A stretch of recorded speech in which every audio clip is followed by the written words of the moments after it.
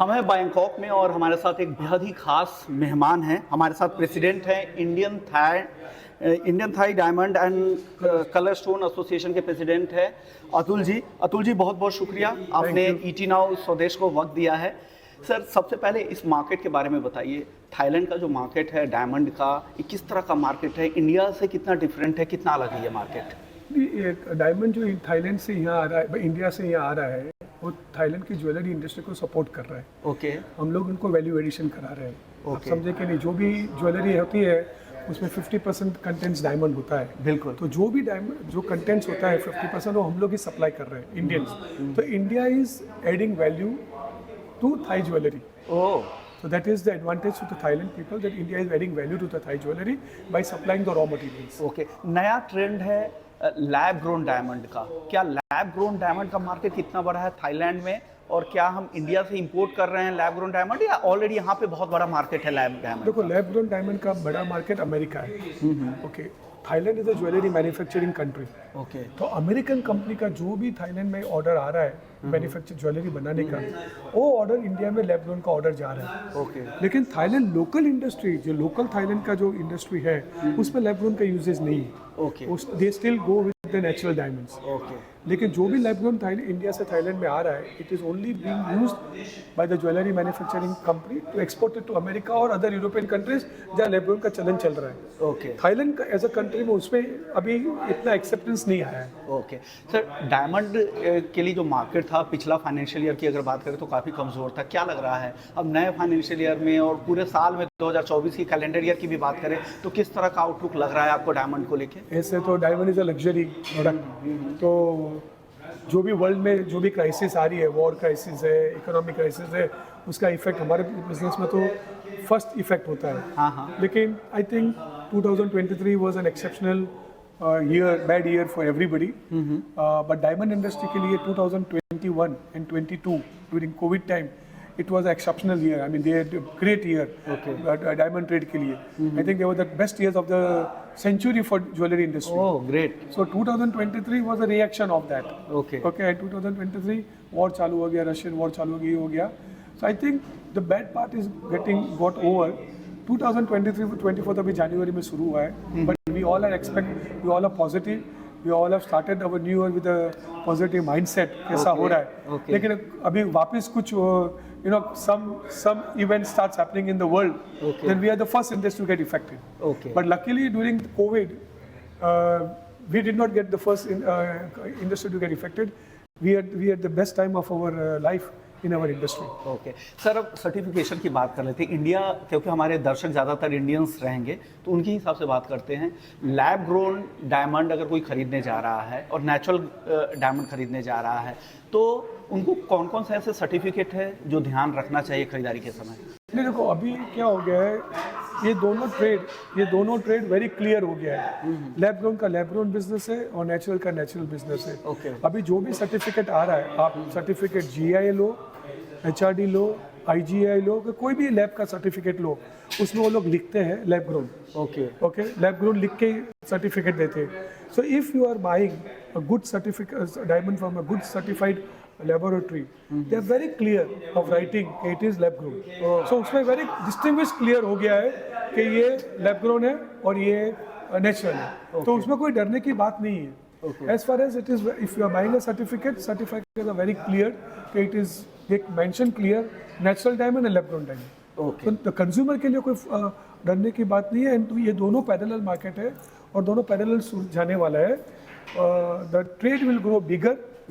Those people who could not buy jewelry before, diamond jewelry before, now they can buy lab grown jewelry. Okay. So the trade will be different parallel market, and India is going to lead the lab grown diamonds industry now. बिल्कुल सही बात है। और जिस तरह के export number आ रहे हैं और PM भी US गए थे तो वहाँ पर भी लैब डायमंड को उन्होंने प्रमोट किया एक तरह से गिफ्ट सबसे बड़ा प्रमोशन तो उन्होंने कर दिया है। तो एक अच्छा मार्केट, पैरेलली मार्केट है। पैरेलल मार्केट चालू होगा। अब जो एक क्लास था वो नेचुरल की तरफ जाएंगे और पैरेलली जो अब तक अफोर्ड नहीं कर पा रहे थे उनके लिए लैब ग्रोन डायमंड एक नया मार्केट है। सर- मार्केट दोनों अलग हो जाएगा। ओके सर, अब प्राइसिंग के हिसाब से गोल्ड के लिए बात कर लेते हैं। क्या लग रहा है, किस तरह का आउटलुक आपको ओवरऑल, क्योंकि मार्केट तो सिंक्ड है, पूरी दुनिया में मार्केट कॉमेक्स गोल्ड से ही प्राइस डिस्कवरी आती है, तो किस तरह का प्राइस आप आउटलुक लग रहा है नहीं, आपको? तो gold is related directly to the crisis. Okay, India world में कोई भी क्राइसिस है, इंटरेस्ट रेट बढ़ेगा, कुछ भी होगा तो सीधा इफेक्ट गोल्ड पे आता है। क्योंकि डर बहुत पसंद है। डर तो सब क्राइसिस के लिए, तो अभी जो भी गोल्ड प्राइस बढ़ रहा है बिकॉज ऑफ द क्राइसिस। अभी सपोज सेटलमेंट होने लगा क्राइसिस का, तो there might be a correction in the gold. Okay, but India में तो गोल्ड का price is related to rupees, तो रुपीज जैसे भी थोड़ा डेप्रिशिएट होता है तो गोल्ड का प्राइस तो बढ़ता ही है। बिल्कुल सही बात है। It's rupees related to gold, crisis related to gold. So as the crisis is coming in the world, gold price will go up. Okay 2024 में मैं सीधा सवाल पूछता हूँ, क्या लग रहा है परसेंटेज टर्म में, एक बॉल पार्क फिगर में, कितनी तेजी की उम्मीद इस साल आप कर रहे हैं For गोल्ड के लिए? gold, अभी डिपेंड्स, आज मैंने बोला अगर सोल्यूशन आने लगा सर क्राइसिस का, तो गोल्ड में not go up as people are thinking at it. Okay. It may not go up as, but again we find a new crisis coming, then we don't know, the gold may go up. Okay But of course, in India, everybody is bullish about the gold. Okay But they are very bullish about the gold. But again, I feel that way. My perception is gold is clearly related to crisis. Okay So how the crisis settles down in the world, it will depend. It will give the direction to the gold. Import duty एक बड़ा challenge है Indian market को लेकर। हमारे यहाँ जितने भी jewellers आते हैं शो के दौरान यही कहते हैं कि इंपोर्ट ड्यूटी कम करना चाहिए। बजट भी है, हालांकि अंतरिम बजट है, उम्मीद नहीं है, लेकिन फुल बजट में उम्मीद की रही है। आपको लग रहा है कि जो वहाँ के कारोबारी हैं उनको दिक्कत हो रही होगी और थोड़े स्मगलिंग को भी बढ़ावा मिलता है, लोग चोरी छिपे कुछ यहाँ से सस्ता गोल्ड खरीद लिए, किसी भी कंट्रीज से गए, तो इस तरह को बढ़ावा मिलता है? क्या गोल्ड इंपोर्ट को कम करना चाहिए, इंपोर्ट ड्यूटी को कम करना चाहिए? बैलेंस कर देना चाहिए कि जैसे कि भाई ऐसा बैलेंस करना चाहिए कि पैरेलल मार्केट खड़ा ना हो। आप समझे कि अभी पैरेलल मार्केट खड़ा ना हो। ऐसे अगर ड्यूटी रखना है आपको कोई भी प्रोडक्ट पे, तो ऐसे ड्यूटी रखिए जो पैरेलल मार्केट को खड़ा ना हो। Okay. अब if you keep to high duty, parallel market खड़ा हो जाएगा। बिल्कुल सही बात है। तो आई फील कि ऐसा ड्यूटी करना चाहिए कि जब पैरेलल मार्केट खड़ा ना हो, when the government is getting revenue, government is controlling the gold import, at the same time parallel market is not happening. So that way structure करना चाहिए। अभी as I am sitting in Thailand, तो I am of course the diamond president of the Diamond Association, but we are promoting color stone so अभी जैसे India में jewellery बन रही है, lot of jewellery is made of diamonds only.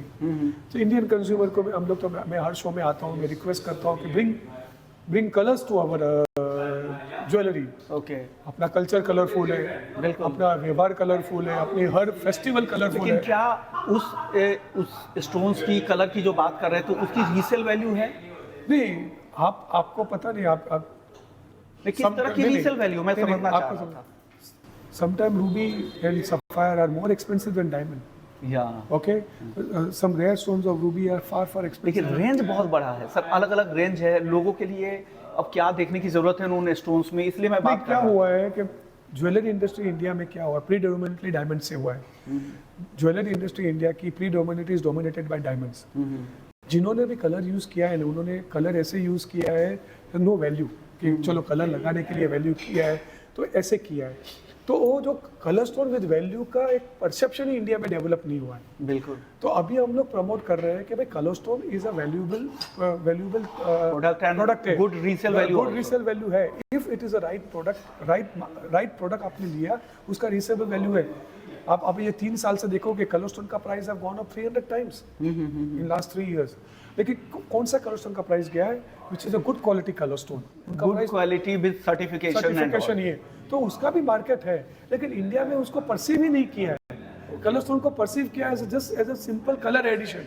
तो colour addition, या कुछ लोग ऐसे होते हैं जो एस्ट्रोलॉजर के कहने पे तो उस तरफ से उन्होंने ये एक परसेप्शन लिया हुआ है सालों से कि कलर स्टोन कलर के लिए करना है और जो सस्ता बने उतना सस्ता लो।